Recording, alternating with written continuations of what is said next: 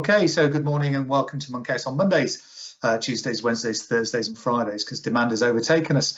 Today I'm joined by John Byrne, who's the CEO of Leicestershire and Rutland Sport. So hi John, how are you today? Good morning, yes, I'm very well, thank you.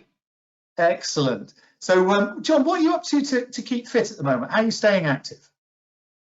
For me, it's the morning walk with the dog that's gone from a sort of 15-20 minutes now to a good hour, an hour and a half some mornings, if I'm being totally honest, because I think for me I've worked out that I need that to set myself up for the day.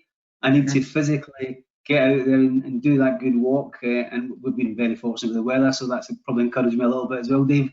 But yeah, I found that if I can get out and do that walk, I feel much more productive and ready for the day. The days that I've missed it, on the 20-minute one, it doesn't feel right. So yeah, it's a bit of learning for me about my need to get out and do that more often. Yeah, and I think everybody's feeling that. It's interesting actually. I once bought a domain name, and it was buymeapuppy.com, and it was aimed at getting people physically active by using dogs, because everybody who walks their dog seems to get lots of exercise, gets that opportunity. So yeah, I can see the value. Yeah, no, absolutely. And then 2 or 3 times a week I'm jumping out on the bike as well. And again, very, very fortunate where I live and based in Loughborough as well. We've got the beauty of the Leicestershire countryside right on my doorstep. So yeah, so I did my 26 miles and 2,600 feet on Sunday there, just trying to tie into the sort of 2.6 challenge. So I was a bit tired after that, and my knees managed to last. So that was always my issue with my knees. I can't cycle too hard for too long, but yeah, no, it was good. Excellent, because you're keeping active. So what are you guys up to? What is Leicestershire and Rutland Sport up to at the moment to support all of those people that deliver physical activity in our area? I think in this patch, what we've focused on, there's been 2 or 3 sort of lines of inquiry, lines of support that we've focused on. I think we initially sharpened our pencil around our digital offer, and we very quickly produced what we called a healthy at home package, which was an online offer, but that included reading at home, that included sort of physical activities at home, that included sort of music, drawing, and so forth. So we've got a whole comprehensive touch upon the mental health side of stuff as well, and that development is taking quite a bit of time, because including in there is redesigning our platform so that some of our local companies can bring their classes online using our platform. So that's an example, if you like. So Healthy at Home was our if you like, platform by which, rather than asking our local authority partners or other partners to duplicate that effort, we wanted to work with them so that they would use the platform. We would do the research, we would keep the content up to speed, and in that way, very, very quickly, they were able to use our resources, or that resource, to point their communities at that resource rather than them having to go and recreate that. And that's worked to a large extent pretty well across all of the patch. So that was one example of what we've done. We have also tried to help, working with the local enterprise partnership, trying to reach out to businesses, clubs, organisations that are in sport, looking to help them decipher what help was out there, whether that was nationally through the government sort of schemes, or whether that was through the more recent Sport England opportunities, and indeed some of the business advice that's available through the LEP as well. And that package of activity, sharing that with our partners, helping them decipher and translate, make sense of how their individual circumstances have had to be tweaked for them, or responding for their needs is very much been what we've been trying to do, trying to be bespoke the offer. And I think one of the sort of final things that we've done, one of the most recent things that we've done has been we've been able to sort of put together a sort of what we're calling a sport organisation support COVID-19 fund, where we are looking at bits of the sector, the system that fall between all of those stools, and how can we help them where they're involved in, providing physical activity. And that could be your local triathlon event organizer, or it could be somebody who's got a sort of an activities business, and we're trying to work with them, and where we can, and it's only small, it's small beer in relative to some of the bigger funds, but it's £300 to £3,000, and that fund went live last week. we see that fund as being a sort of here and now fund, and we're also looking to see what we can do about the sort of recovery phase as well. You know, can we find some way to maybe put a pot aside to help, shall we say, act as a bit of a catalyst towards the recovery, because, you know, we need to think about how do clubs, organisations recruit those participants and members again. So and there's other stuff. We've done lots of social media stuff. We're doing, you know, we're doing quite a bit of press stuff. You know, we've done a thing with Leicester City, Leicester City in the community, but working with BBC Radio Leicester, where we've just had a sort of a challenge to do 2016 hours of activity logged through our activity tracker on our website, and I'm delighted to say that just this morning we hit that target. So the 2016 relates back to when Leicester City won the Premiership, as you can imagine. We actually started with a target of 515 hours, which is apparently the equivalent playing time that the core members of the team have had to play, but we smashed that in a few days. So yeah, there's been quite an interesting range of things going on there. But yeah, I think that's some of the headlines, if you like, of what we've been doing. Okay, excellent. And what have you seen regionally? What are you seeing from your colleagues in different parts of the country and the types of things they're doing to support those, I think, those smaller organisations that you talk about that do deliver such great physical activity opportunities within our communities? There's been a real raft of, you know, is it innovation? I think it is. It's innovation in the sense of the speed that my colleagues right throughout the country in terms of active partnership networks have responded to this. And I think all credit to them. There's been a whole raft of stuff. You know, I was speaking to colleagues in Hearts Active Sports Partnership, Active Partnership, sorry. And one of the things that they've done very, very early on is they've been working with a disability organisation for a group of people with learning difficulties. And within a week, they had set them up with laptops and they had some online activity for that group.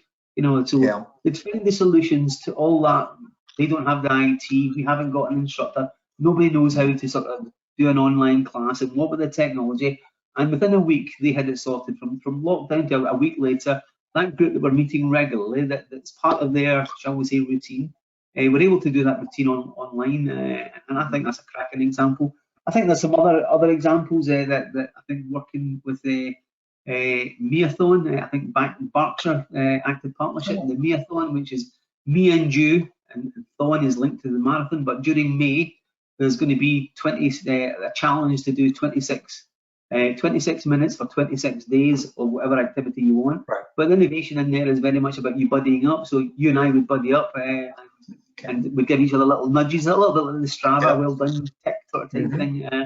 So yeah, but that scheme's got linked music to it, and it's the tracking stuff as well. So yeah, I think it's just, again, another example where an active partnership have worked with a different partner again, and Berkshire are pushing that one out and pushing it out nationally. So LRS, after our work with the Active Foxes, we'll be pushing that out as well. So there's two examples. I think there's lots of examples with the work that's been done around trying to create virtual offers around PE and school games, and whether that's the Youth Sport Trust and some of the work they've done focusing on maybe more of the secondary age school children.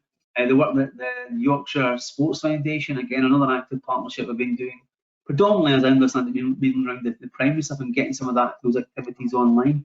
So for me, there's been a remarkable switch in emphasis to that digital offer. And I think there's also a recognition, because some of the other innovation is some of my colleagues have been out there making sure that we the impoverished, or those that are digitally deprived, are also getting opportunities as well. So things like taking activity packs to places like Tesco's or the local co-op and trying to put them in situ, or in our own case, developing packages to send out to some of our steady steps or sort of our falls program people as well. Do you know what I mean? So that there's an online as well as an offline offer, and I think we've got to get that balance right as well. I think there's lots of innovation in terms of the way partners have been looking at doing stuff, and the thing that I've noticed most, Dave, is about people rubbing down the organisational barriers that in the past sort of get in the way, and people, the sort of,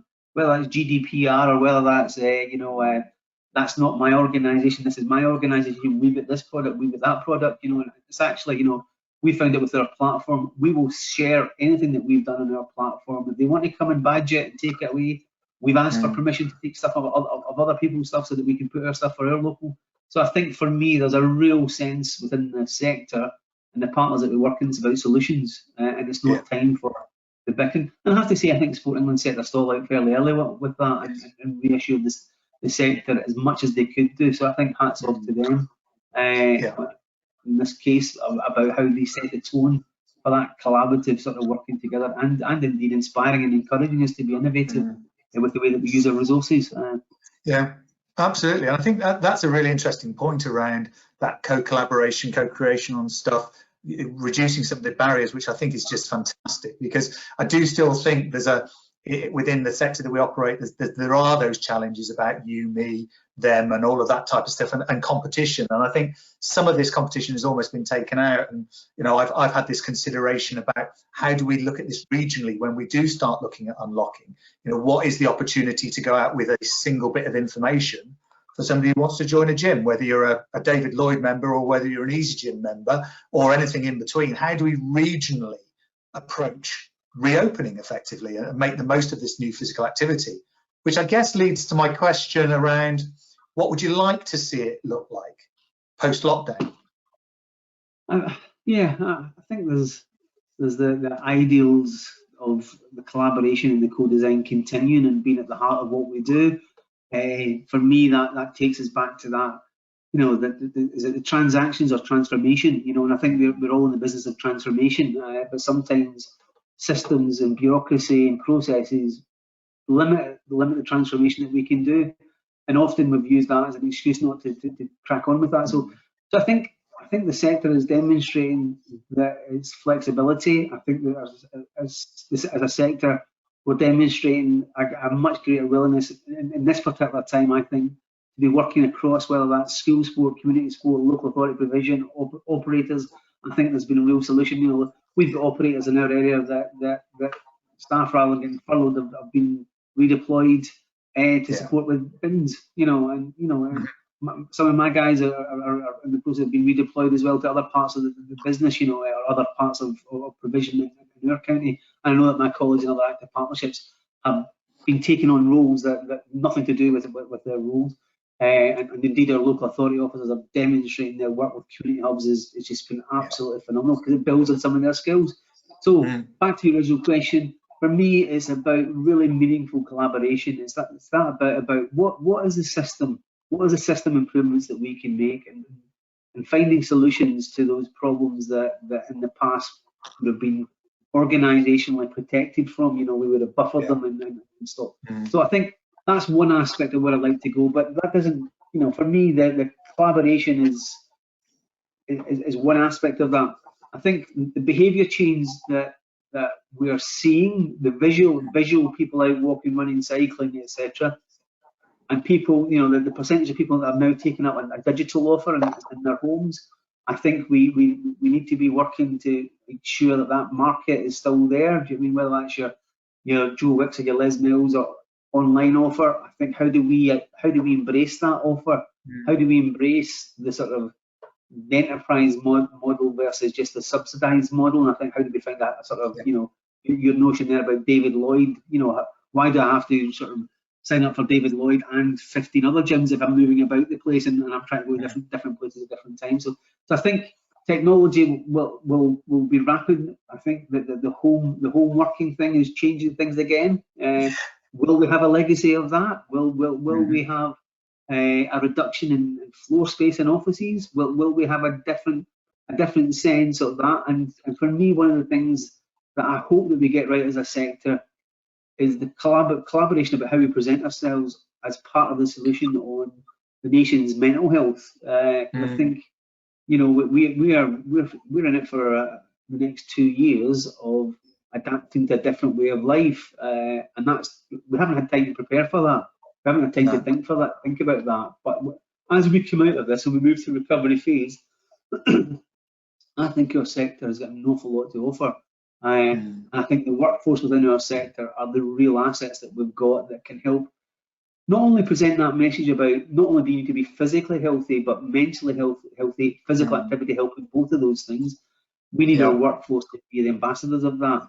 And then I think the thing that I would really like to see change is that, for me, we've lost the sense, and in some cases even identity, of the importance of our sports clubs in our communities. And for me, I think recognition of them as assets in our communities and using that language of community assets, because I think we set ourselves aside from that, and the sector has traditionally not seen itself as necessarily a community asset that's front and centre of delivery of sort of policy, whether that's on isolation, loneliness, or whether that's on sort of community cohesion, etc. I think we set ourselves up as sports clubs that do sport, and people perceive as that. We're a real community asset, and we've got a network of community champions and ambassadors that can use this wonderful thing called sport and physical activity to make life better for those people as we transition out of what has been a hugely challenging time into one that's going to be staggered, and it's going to take some time to get back to normal. I've seen some stuff today about will we see golf and tennis coming back before football? And that makes absolute sense. When will we see the sort of stadiums of 33,000 fans down at the King Power Stadium, Leicester, or indeed at Tigers Ground? I mean, in terms of the rugby, when will we get to that? And that's the bit that I think we those that are involved in sport probably realise it, but I think a lot of the population didn't realise how much sport plays in their everyday life, and it's changed fundamentally. So we need to be part of a solution going forward. And I think mental health underpins that, and our workforce will be key to that. Yeah. And I think on that point, that mental health piece, I think it's really interesting, because what you've done has made me think I need to talk to somebody else around mental health, because we've run out of time, John. We've talked and talked and talked. So I want to say thank you so much for your time. That is really, really useful. And obviously, I think we'll be in contact again. If time allows, I'd love to interview you again. So thank you so much for your time, John. You take care. We'll see you soon. Tell you bye. Cheers now, Dave. Thanks.